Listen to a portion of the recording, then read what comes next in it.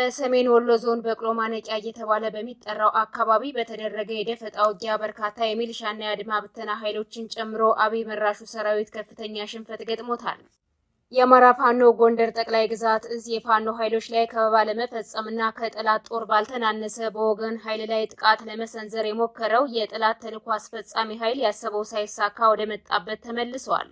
ወረራ ከፈጸመው ካገዛዙ ወታደር ጋር እየተደረገ ያለው ተጋድሎ ተጠናክሮ ቀጥሏል። በክልሉ በአራቱም ጠቅላይ ግዛቶች ወረራ በመፈጸም በህዝብ ላይ መጠነ ሰፊ ጥቃቶችን እየፈጸመ ከሚገኘው አብይ መራሹ ወታደር ጋር እየተደረገ ያለው የደፈጣና መደበኛ ውጊያ ተጠናክሮ ስለመቀጠሉ ዕለታዊ የግንባር መረጃዎች ያሳያሉ። አድማጭ ተመልካቾቻችን በዝርዝር እንመለከተዋለን። በምስራቅ ጎጃም ዞን ስናን ወረዳ የሚሊሻ ስልጠናና ወታደራዊ ግዳጅ ያልተቀበሉ አርሶ አደሮች የአፈር ማዳበሪያና ዘር መከልከላቸው ተሰምቷል። በቤኒሻንጉል ጉሙዝ ክልል ወደ አሶሳ ከተማ የሚገቡ የአማራ ተወላጆች በመታወቂያቸው ተለይተው ጥቃት እየተፈጸመባቸው ስለመሆኑ ታውቋል። አድማጭ ተመልካቾቻችን እነዚህንና ሌሎች ተጨማሪ መረጃዎችን ይዘናል። አብራችሁን ቆዩ። ሰላም ጤና ይስጥልን። የጥቁር አንበሳ ሚዲያ አድማጭ ተመልካቾቻችን እንደምን አምሽታችኋል? ዕለተ ረቡዕ ሚያዝያ 1 2017 ዓ.ም መረጃዎችን ይዘን ቀርበናል። ከዜናዎቹ ጋር ሰናይት አያሌው ነኝ። አብራችሁን ቆዩ። ወደ ዝርዝር መረጃዎች አልፋለሁ። በሰሜን ወሎ ዞን በቅሎ ማነቂያ እየተባለ በሚጠራው አካባቢ በተደረገ የደፈጣ ውጊያ በርካታ የሚሊሻና የአድማ ብተና ኃይሎችን ጨምሮ አብይ መራሹ ሰራዊት ከፍተኛ ሽንፈት ገጥሞታል። የአገዛዙ ዙፋን አስጠባቂ የብልጽግና ሰራዊት በቅሎ ማነቂያ ከተማ ለመግባትና ጥቃት ለመሰንዘር የሞከረ ቢሆንም በአካባቢው በሚንቀሳቀሰው የፋኖ ኃይል ድባቅ ተመቶ ተመልሷል። ፋኖ ከፊት የሚመራውን የአድማ ብተናና የሚሊሻ ኃይል ጨምሮ ራሱን መከላከያ ብሎ የሚጠራውን የብልጽግና ወንጀለኛ ሰራዊት ድባቅ በመምታት አስከሬኑንና ቁስለኛውን ሰብስቦ ወደ መጣበት እንዲመለስ አድርጎታል። በፋኖ የተገረፈው የብልጽግና የገዳይ ስብስብ በደረሰበት ጥቃት ብስጭት ውስጥ በመግባት ንጹሃኖችን በሞርተር ደብድቧል። በዚህም የጦር ወንጀለኛው ሰራዊት በተኮሰው የሞርተር ቅንቡላ የ12 ዓመት ህፃንና አንድ የ64 ዓመት አዛውንት በግፍ የተገደሉ ሲሆን በርካቶች ጉዳት ደርሶባቸዋል ተብሏል።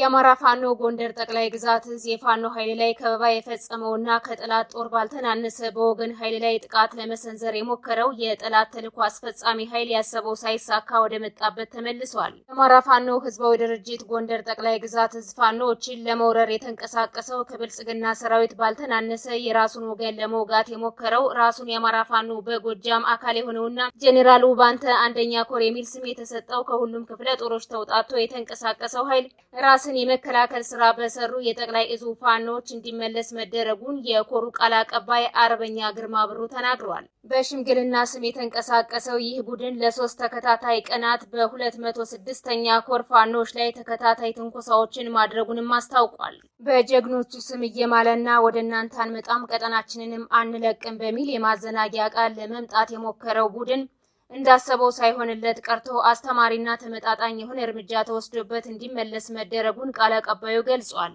ይህ ቡድን ጎንደር ላይ ካለው የራሱ ወገን አደረጃጀት ይልቅ ባዲናዊ አደረጃጀትን የመረጠና በራሱ ወገን ደም ላይ የስልጣን ጥማቱን ለማርካት የሚንቀሳቀስ ቡድን ነው ሲልም ገልጾታል። ወረራ ከፈጸመው ካገዛዙ ወታደር ጋር እየተደረገ ያለው ተጋድሎ ተጠናክሮ ቀጥሏል። በክልሉ በአራቱም ጠቅላይ ግዛቶች ወረራ በመፈጸም በህዝብ ላይ መጠነ ሰፊ ጥቃቶችን እየፈጸመ ከሚገኘው አብይ መራሹ ሰራዊት ጋር እየተደረገ ያለው የደፈጣና መደበኛ ውጊያ ተጠናክሮ ስለመቀጠሉ ዕለታዊ የግንባር መረጃዎች ያሳያሉ። የፋኖ ኃይል በአራቱም አቅጣጫዎች የገባውን የብልጽግና ወታደር በመደምሰስ እንዲሁም ምርኮኛና ቁስለኛ ማድረጉን ቀጥሏል። የአገዛዙ ኃይል አዲስ ሰልጣኝ ወታደሮችን ሳይቀር ግዳጅ በመስጠት ጭምር በህዝብ ላይ ዘመቻውን የቀጠለ ቢሆንም በህዝብ ልጅ ፋኖ ድባቅ እየተመታ የታጠቀውን ከቡድን እስከ ነፍስ ወከፍ መሳሪያዎች ለፋኖ እያስረከበ ይገኛል።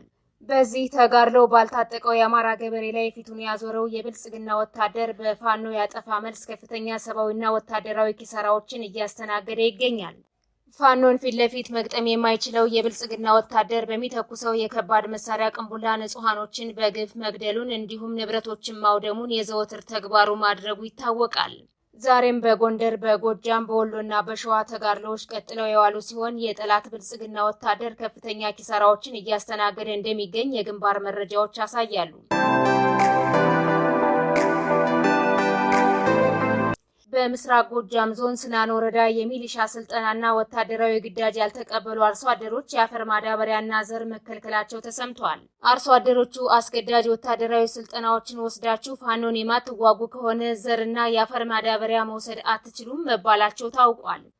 ሰራዊቱ የተበተነበት የብልጽግናው አገዛዝ አርሶ አደሩን ወደ ወታደራዊ ማሰልጠኛ እንዲገባ በማስገደድ ላይ ስለመሆኑም ተገልጿል። አገዛዙ በተለያዩ አካባቢዎች የቀን ሰራተኞችንና ወጣቶችን በግዳጅ በጅምላ በመሰብሰብ ብር ሸለቆ ወታደራዊ ካምፕን ጨምሮ ወደ ተለያዩ ማሰልጠኛ ጣቢያዎች በገፍ መውሰዱ ይታወቃል።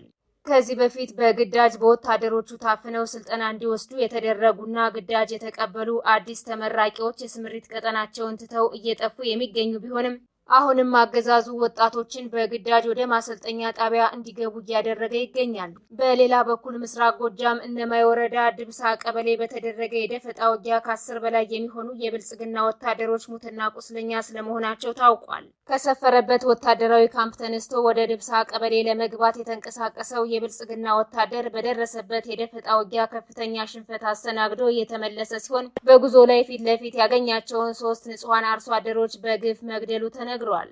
በተመሳሳይ አዴት ቀጠና በተለያዩ አካባቢዎች በትናንትናው ዕለት የደፈጣ ጥቃቶች ተፈጽመዋል። በቤኒሻንጉል ጉሙዝ ክልል ወደ አሶሳ ከተማ የሚገቡ የአማራ ተወላጆች በመታወቂያቸው ተለይተው ጥቃት እየተፈጸመባቸው ስለመሆኑ ተሰምቷል። ከቤኒሻንጉል ጉሙዝ ክልል የተለያዩ አካባቢዎች ተነስተው በግል ጉዳያቸው ወደ ከተማዋ የሚገቡ አማሮች በየኬላው በመታወቂያቸው ተለይተው ወደ እስር ቤት እንደሚወሰዱና ገንዘብ እንዲከፍሉ ከመደረጋቸውም በተጨማሪ ድብደባ እየተፈጸመባቸው እንደሚገኝ ታውቋል። የአማራን ሕዝብ የማጥፋት ተልዕኮውን ይዞ የሚንቀሳቀሰው የብልጽግና ኃይል አማራውን በተገኘበት ሁሉ መግደሉንና መዝረፉን አጠናክሮ ቀጥሏል። ይህ በእንዲህ እንዳለ ጃዊ ቡኒጅራ እየተባለ በሚጠራው አካባቢ በሚገኘው የጠላት ወታደራዊ ካምፕ ላይ በተፈጸመ ድንገተኛ ጥቃት ከ20 በላይ የብልጽግና ወታደሮች መደምሰሳቸው ታውቋል። በአካባቢው የሚንቀሳቀሱት የፋኖ ኃይሎች ወደ ቦታው ዘልቀው በመግባት በፈጸሙት የደፈጣ ድንገተኛ ጥቃት ከ20 በላይ የሚሆኑት ሲደመሰሱ ጥቂት የማይባሉት ቁስለኛ ተደርገዋል ተብሏል። በዚህ የተጠናና ድንገተኛ ጥቃት ፋኖዎቹ በብልጽግና ወታደሮች ላይ ከፍተኛ ድል ተቀዳጅተዋል።